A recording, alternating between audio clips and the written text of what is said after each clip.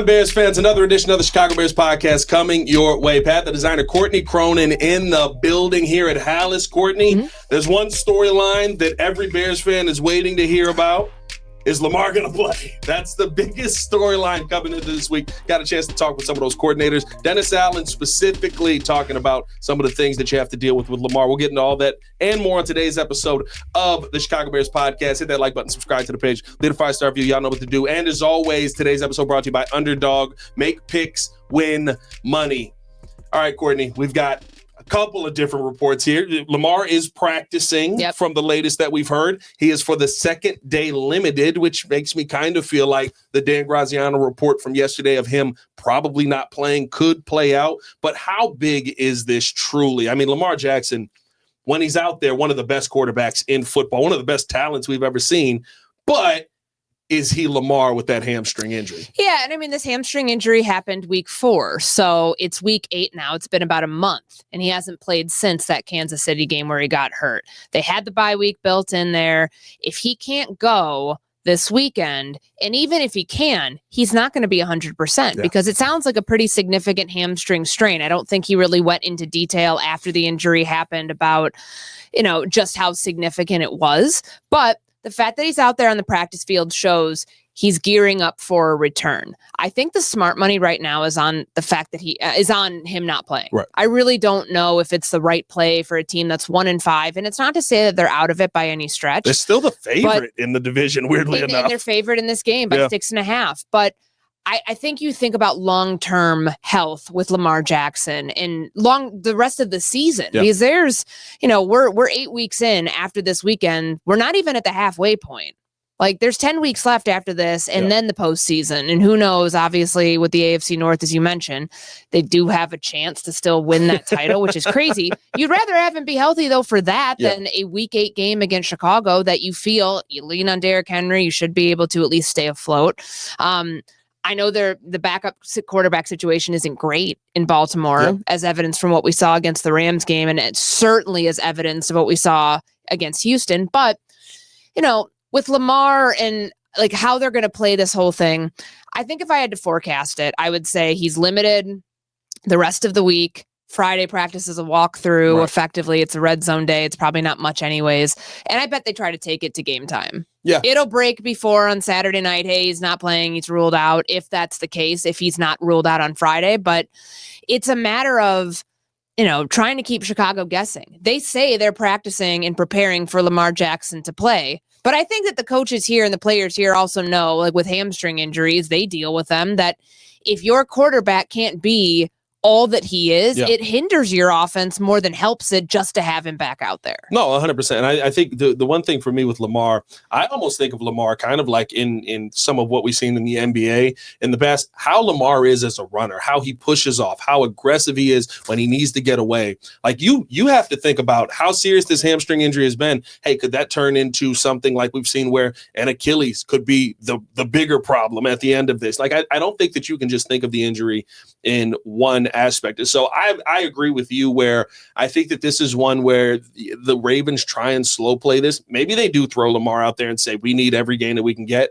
But I think that their mindset is probably more, we've got the Steelers. We've kind of know that they will have a few weeks here where it probably falls off the rails and we'll have an opportunity to get back in there. At a minimum, we know that we still got enough weeks to compete for a wild card spot in the AFC. Like, we can't risk the season for us trying to go back and get this one game. And I think that this is a situation that the Bears can take advantage of. And I love the fact that they are practicing for Lamar because let's be real, Courtney, it's Lamar and then it gets worse. You got Cooper Rush who essentially is kind of what you just dealt with Spencer Rattler in the sense of not as mobile, can get away from you, but somebody that you can catch. Well, they don't trust him to throw the ball 100%. You're going to be handing the football off to Derrick Henry in that situation. And you got Snoop Huntley, who we've seen him have his ups, we've seen him have his downs, but he's somebody who, again, very much not Lamar Jackson. So I like that the coaching staff is saying, let's prepare for the best that could be out there because worst case scenario, we've got a couple of guys that we kind of know how to contain.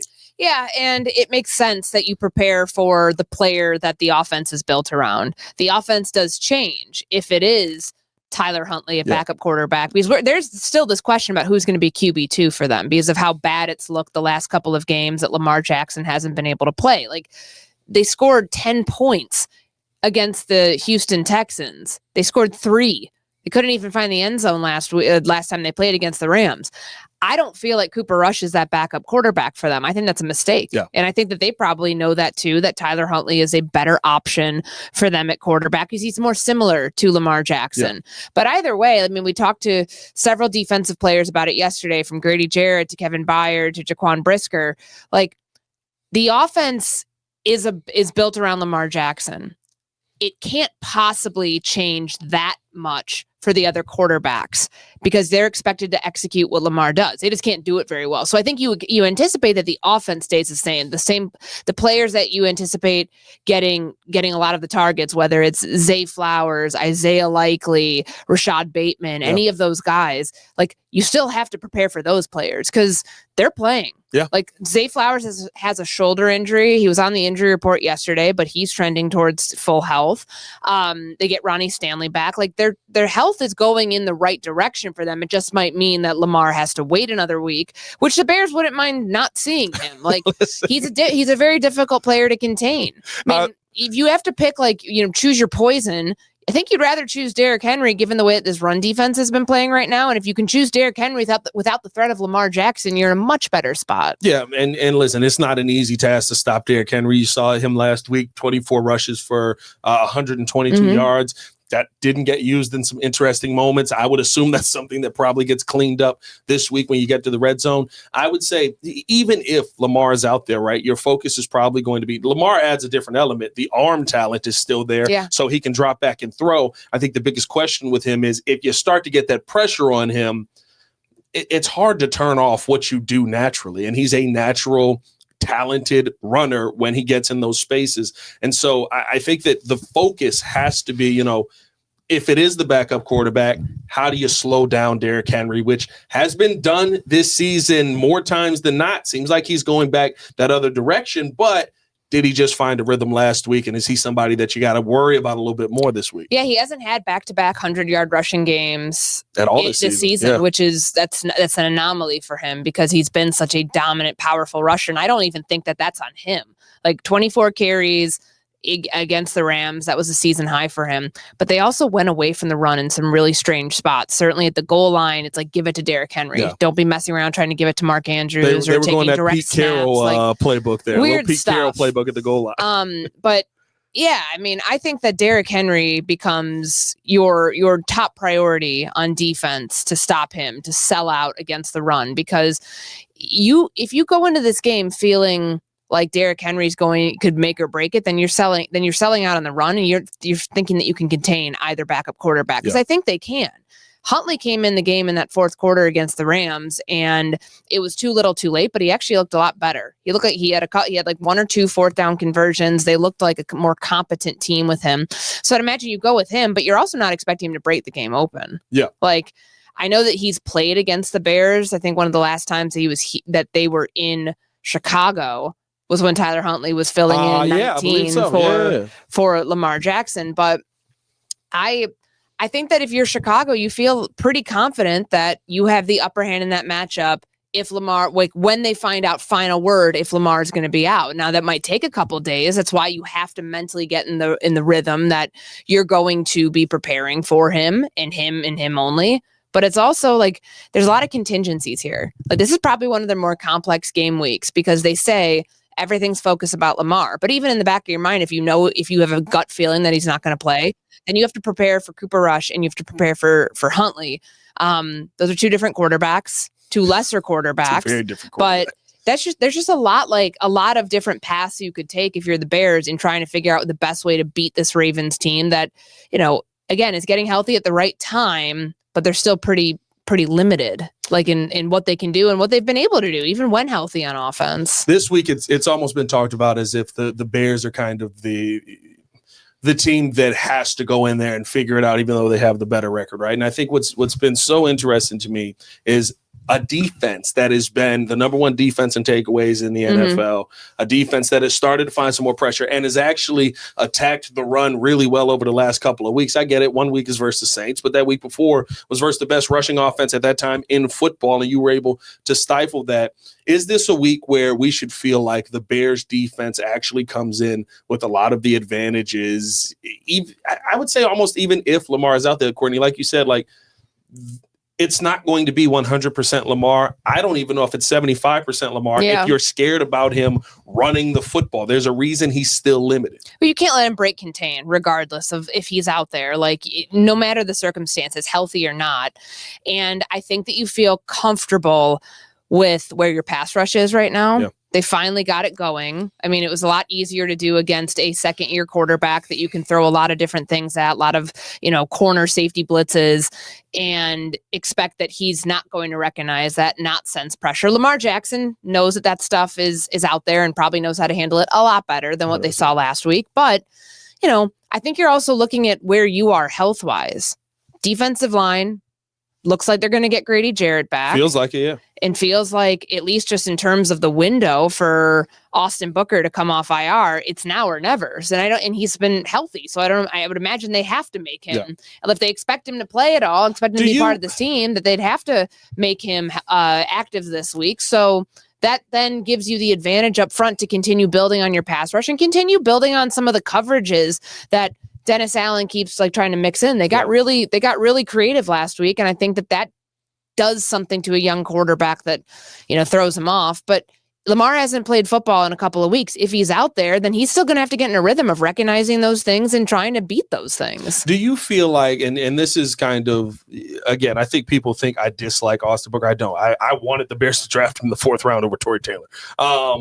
I think that Austin Booker has a ton of talent. I don't think that Dennis Allen views Austin Booker as somebody who fits his defense. And I get what we saw in the preseason. I get the excitement. Remember when we asked DA about, this dude's balling. What are your thoughts on him? He'd be like, we're still working through some things. We're figuring it out. There was never an endorsement of Austin Booker. Do you feel like now seeing the full 21 days just about come off, he's somebody who truly is going to be a part of this pass rush rotation? Because the last couple of weeks, you've had a chance to bring him up. You didn't. And how Ben Johnson described it, it sounded like he was like, well, it's a numbers game, and we like a lot of guys better than we liked Austin Booker in that situation. Like, I would have thought with what we saw in preseason, you'd want to see what he looks like versus the ones. But he hasn't gotten that call up, and that feels kind of like an indictment to me of how Dennis Allen feels about him in this defense. Yeah, because he hasn't had any health setbacks. So this is a player who's fully healthy, who they think, and through their actions, they've told us they'd rather have someone like Dominique Robinson up. They'd rather have someone like Daniel Hardy up. They'd rather have somebody. Jonathan Ford. I mean, they needed guys on the interior, so I do get that. But it shows you that there's something else there that's holding them back from being like, nope, put him in the lineup immediately, make him part of this rotation, put him in there on, 3rd down, whatever it is. So that's something I think they've got to figure out here in the next couple of days, because it could be a conflict in terms of the front office drafted this player. Yep. They want to see him out there. This coaching staff may think he's not the right fit based on what they have right now and what they're showing. I mean, their pass rush isn't great. Let's not. That's why I would have thought he would have gotten activated at some point. But clearly they're not seeing something in practice that makes them think immediate first opportunity to get him going, we put him in. But it's a good opportunity for him to show it's either now or never when he does get activated, assuming that happens. Because it just would be really weird. A player who's fully healthy, all of a sudden reverting to IR for the rest of the year and then can't play. That's a bad sign for the front office if that were to happen. And I just think that's kind of unlikely. But it does speak to, they view other guys as better than you right now, and other guys that are more prepared. And maybe that is just the time away from football, getting him to play up at game speed. It's very different in practice than it is in a game, and being able to trust him in those situations. But in such a small sample size last year, he showed flashes of being able to do it. This coaching staff clearly feels some type of way that they're not ready yet to commit to that when they feel they have other better options. And I think the thing too, I've said this the entire season, I thought it was going to be tough for Booker because DA told us before the season, I like my defensive ends 270 and up. I don't really like my defensive ends 240. Yeah, I'll be curious to see what his body's at right now, because obviously, like, he's been out. Like, he might be a little heavier, right? Well, how much has he been in the weight room? Yeah. What percentage of body fat does he have? Like, all the things that they have to measure here to see, are you the prototype in this defense to rush the passer the way that Dennis Allen wants you to? Yeah, I would love to see him get the opportunity to. I think it's tough though, because even, listen, they brought Travis Homer back almost right away. Mm-hmm. I would have thought Austin Booker would be one of those names on special teams as well that you could utilize. We see Dom Rob get out there on special teams still. Like it felt like there was a spot for him, except we're not seeing him get that call up. So going to be very interesting to see, what that's going to look like here if they do activate him. I mean, the release of Tano Passanio from the practice squad, is there a chance that they throw him on practice squad here, Courtney? They're Austin Booker. On practice squad. Well, they'd have to activate him, and then he'd have to clear waivers. Yeah, I don't think so. Okay. I think that with Passanio, I mean, there was a situation where he was on the practice squad the first 2 weeks, gets signed to the active roster, gets released, gets put on the practice squad, then released from the practice squad. So there is a spot there. You'd wonder, okay, what is that spot for? I feel like somebody would take a chance on a second-year pass rusher that really hasn't had a chance to show what he can do. And was also, not a 7th-round pick. He was a 5th-round pick. He was a 5th-round pick. Hopefully, some of those start panning out here as we move forward for the Chicago Bears. Got to take a quick break here, tell you guys all about Underdog. When we come back, I do want to talk with Courtney here about what this offense has to handle, because Roquan Smith is back and they're starting to get a little bit healthier on that defense. But first, Courtney, got a nice little pick 'em put together here. We got to get your pick for the week. Right now, Yurko yesterday went with Isaiah Likely anytime touchdown. I went Caleb Williams higher than 220 and a half passing yards on this day. One of the worst passing defenses in football right now, the Baltimore Ravens. So I feel like Caleb gets himself right a little bit here. What are you liking, Courtney? What is your fancy this week? I'll bring it back to what we talked about with Derrick Henry. So he had 24 carries against the Rams. That was a season high for him. And I think the number right now is 18. Mm-hmm. I will say he has higher than 18. It's definitely a double-digit number. It's probably 20. Because, I mean, you get Patrick Ricard back, so you get your lead blocker. He's a fullback for Derrick Henry.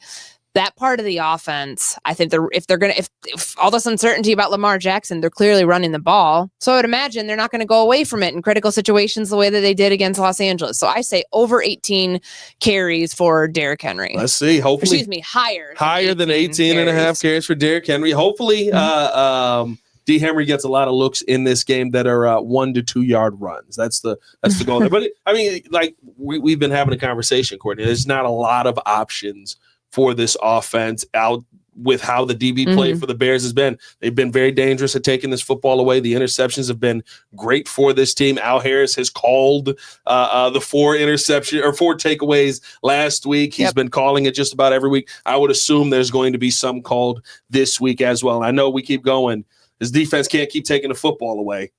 They're trying to prove to you that they can. So stay tapped in with that. Download the app today. Sign up. Use the promo code CBP to score $100 in bonus funds or bonus entries when you play your first $5. That's promo code CBP. Underdog. Make picks, win money. EO. Cue the disclaimer.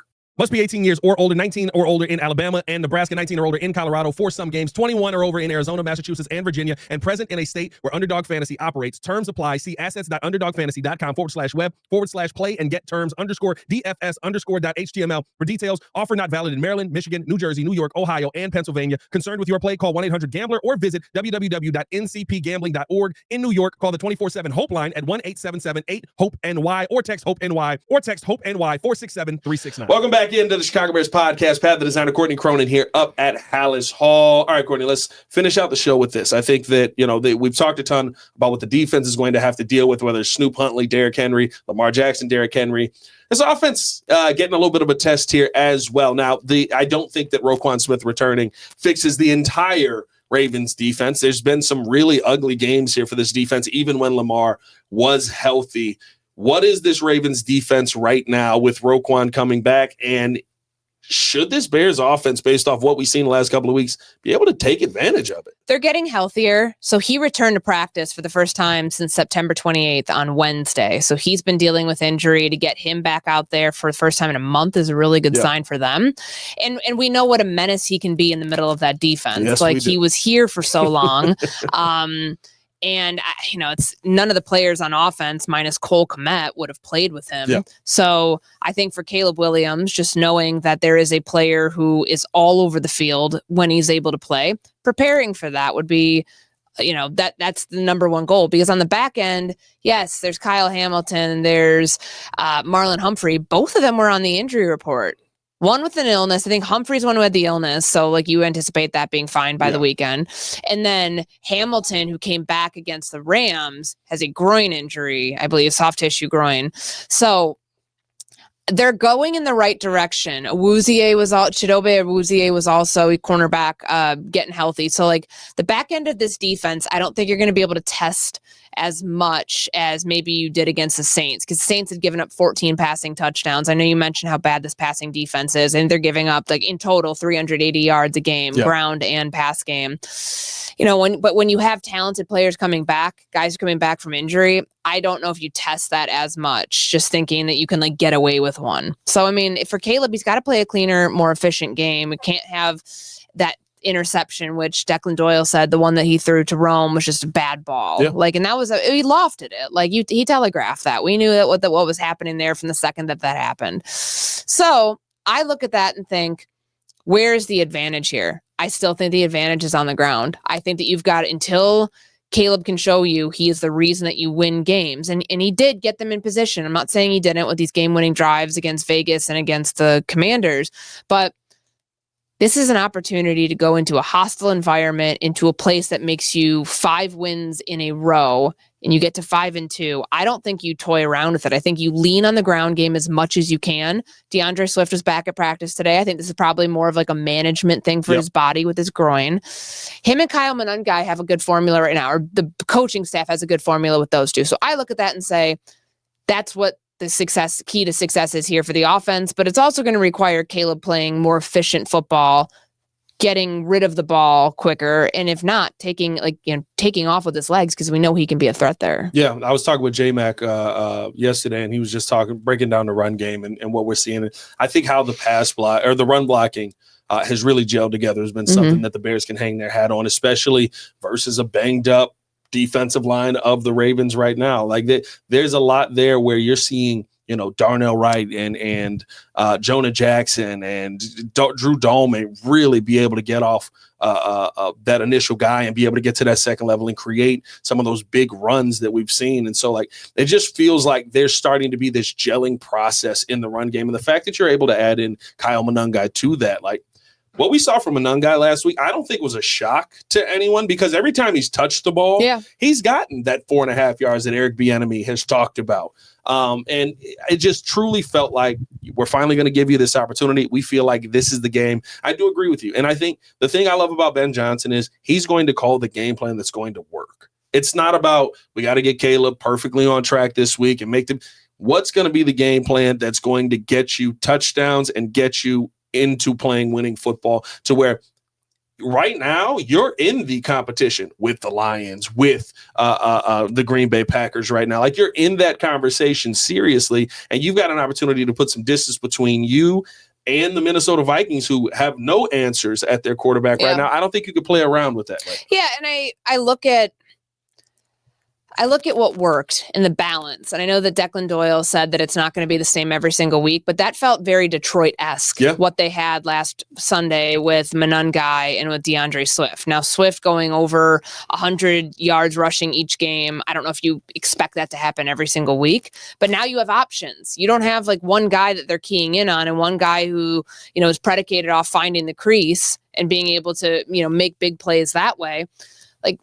There wasn't the big back-breaking play from DeAndre Swift. He was just a really efficient runner against the Saints. So if you can do that again and rely on those two, I think you have a very good chance of coming away victorious in this game. I also think that what we've been hearing about Colston Loveland doesn't feel like Cole Kmet's going to be out there. Could be missing the first first game in his career, which is a wild thing to think about.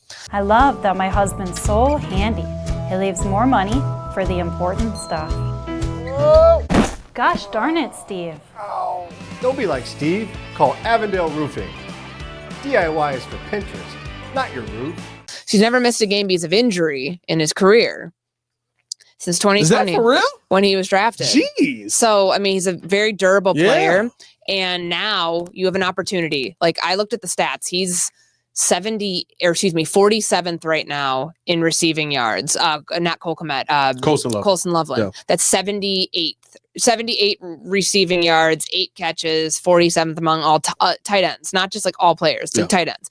Great opportunity to get your guy looking like a 10th overall pick, because Tyler Warren is leading all tight ends right now in receiving. It is not a good look that this Bears team can't seem to figure out how to incorporate the tight ends in the passing game. Some of that's on Caleb. He's got to hit those easy completions. He's got to rely, and like he talked about, how important it is to have a tight end like that who's effectively your security blanket. Utilize him then. Yeah. Utilize him in the red zone. Utilize him, on short passes. You had him a couple opportunities. You got him, 3 receptions last week. It's better than it was 2 weeks ago when it was 1. Yeah. The game that he got hurt against the Cowboys. But I think those are the two things I look at as far as exploiting those matchups, because Tyler Higbee was 4 for 4. I think 4 for 40 something yards against the Rams defense, against the Ravens defense last time around. I think that's a good opportunity to get Colson Loveland a breakout game. No, 100%. I said that this is a game where I feel like Colson could be a big part of that. The one part that is going to be tough, though, right? Cole is a big part of this running game as well. He's been the guy who's kind of been, go run across the line and chop off the best defensive end that's out there. Last week, he was able to do that to Cam Jordan. Like, there is so many plays on the run game where the tight end is important. Colson has to now be that guy. Does that hinder him in the pass game? But I do think there's an opportunity for you, especially just to attack the middle of the field. Getting Roquan back, it's going to be, we know how good he is. Mm-hmm. But I think the one thing that we did see when Roquan was here, and maybe this was something that, was under talked about in this time. If you went at Roquan and you got the best of him, it affected how the rest of that defense played. And I think if you do that early, if you can use Colson Loveland in that way, I think that can make this Bears offense have an advantage over this Ravens defense. So we'll see what ends up happening. Let's finish it out with this, Courtney. What are your predictions for this game? How do you think this game's going to end up? So what am I right now? My 3. For last 3 weeks. I think you're 3-0 the last 3 weeks. I think you're rolling with the Bears. All right. Well, then I guess I'm going to roll with the Bears again. Wait a minute. Here's my 4-0, Courtney. Did I pick? Well, no, I picked starting week. I might be. Yeah, I picked them. You picked them to beat the Cowboys. You picked them to beat the Commanders and the Raiders. And I was almost perfect on my score against the Commanders, 25-23. And you're the only one that got it right on last week's pick. You're the only one that got Kamara so right. Listen to me. No, I'll say I don't think Lamar Jackson's playing. I really don't. Yeah. And I saw how bad that offense looked with Cooper Rush. Even if it's Tyler Huntley, I think that Derrick Henry will get his. But I don't think that the Bears walk away from Baltimore with a loss. I will say 28-21.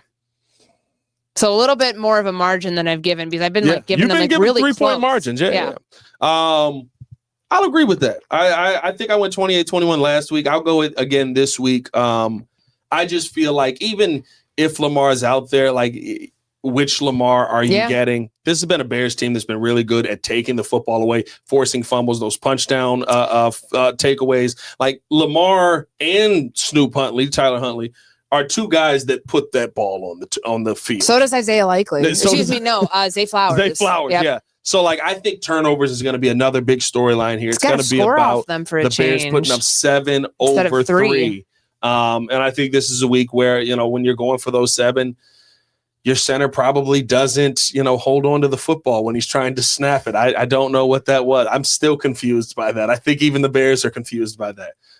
Those are opportunities that ended up becoming 3, not because you failed on something, executing a play, but because literally the play never got started. Mm-hmm. Those are the ones you can't have this week, and I think the Bears capitalize a little bit more on it, and everyone calms down again. You would think how the conversation is going this week, Courtney. We went 0-4. in the last 4 weeks. Like, I think it's people because, are losing their mind. Yeah, I think Bears fans want to buy into the hope, but they're scared to, and I get that. PTSD. So it's, if you go on the road and beat Baltimore, you're feeling really good about yourself because you can keep pace. I mean, I expect the Packers to win this weekend when they go to play the Steelers. Yeah. They're ahead of you right now in the standings. The Vikings, and who knows what happens to the Chargers tonight. Do you know the Packers haven't won in Pittsburgh since Bart Starr was there? They don't play there that often, though. That's I think, like part of why that stat is as insane as they are. But I mean, it's very clear what the pecking order in this division is. Yeah. It's Detroit right now, and then it's everybody else. But the Bears seem to be like, if you can stay in the fight here, I think that's a really good place to be almost at the halfway point of the season. We're really in the hunt graphic there, Courtney. We're not at the bottom. We're not 4-5 and they're still in the hunt. No, we're legitimately with a winning record. See, you know what we changed this year that we did on the show last year? We were just be in the graphic. That's all we want to know. Just be in the graphic. They put us in the graphic last year. No, we want to be in the graphic at the top of the graphic. I think this is going to be a big week for the Bears, and I think the coaches are taking it that way as well. I love the fact that we're hearing Declan Doyle, Dennis Allen say, you cannot take this team lightly. I think every coach says it. This is a coaching staff that feels like they actually mean that when they're going through the process. So hopefully the Bears come out with a win. I've got a Bears win as well. I'm going to go with your score because you've been so spot on, 28-21. Also, see if that one cashes. We're running to play the lottery numbers after this. So just follow Courtney. Whatever she does, it's a win. For Courtney Cronin, it's your boy, Pat the Designer. Back at it again. We appreciate you guys for tuning in and showing love. As always, hit that like button, subscribe to the page, leave a 5-star review. Y'all know what to do. Bed down. One love. Peace.